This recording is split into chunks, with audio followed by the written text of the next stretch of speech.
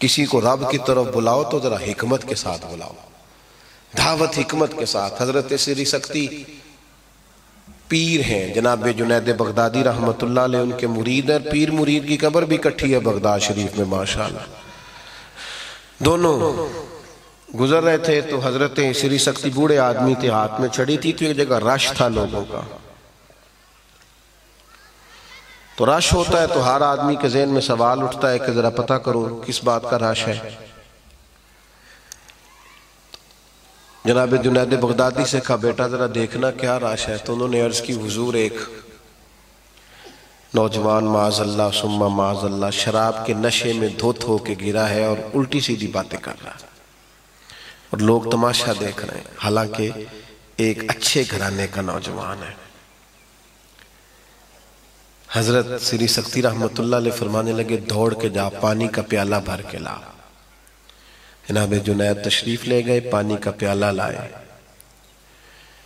جتنے لوگ وہاں کھڑے تھے حضرت نے ان کو ڈانٹا، اس طرح بھئی آپ بات نہ کریں، یہ جو دوست انتظام کر رہے ہیں بات سنیں، بس اللہ آپ کو خوش رکھے برکت دے، آپ ادھر توجہ کریں، اللہ جزائے خیر دے۔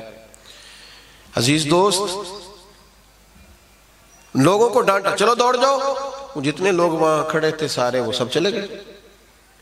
حضرت نے کیا کیا کہ وہ پیالے میں جو پانی تھا نا اس سے اس شرابی کا منہ دھویا، اور منہ دھوتے دھوتے رو پڑے۔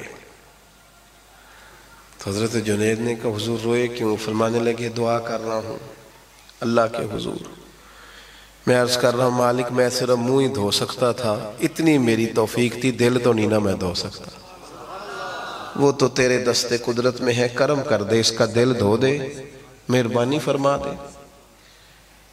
اور آپ نے کچھ نصیحت بھی اس کو جو اس کی اس وقت سمجھ میں آ رہی تھی، بات جتنی آ رہی تھی آپ نے کہا اور آپ تشریف لے گئے۔ حضرت جنید بغدادی فرماتے میں نے رستے میں پوچھا حضور منہ کیوں دھویا تھا؟ فرمانے لگے یار اس کے منہ سے شراب کی بدبو آ رہی تھی، جتنے لوگ سونگتے سارے اس کے شرابی ہونے پر گواہ بنتے، میں نے دھو ڈالا ہے تاکہ زیادہ لوگوں کو پتہ نہ چلے۔ ہمارے ہاں تو نشر ہوتا ہے نا، ساری زندگی نیکیاں کریں تو ان کا لوگ اعلان نہیں کرتے، ایک غلطی ہو جائے نا تو مخلوق تو فنکار ہے اس درجہ کے پل بھر میں، سنگے در کعبہ سے بھی اصنام تراشے، تم کون ہو کیا چیز ہے داغ کبابی، لوگوں نے تو مریم پہ بھی الزام تراشے۔ کوئی باز آتے ہیں کہا کوئی گواہ نہ بنے۔ حضرت جنید بغدادی کہتے ہیں میں بھی روتا رہا حضرت کا وہ طریقہ سن کے کہ یار اتنا خلوص للہیت اللہ کے دین کے لیے۔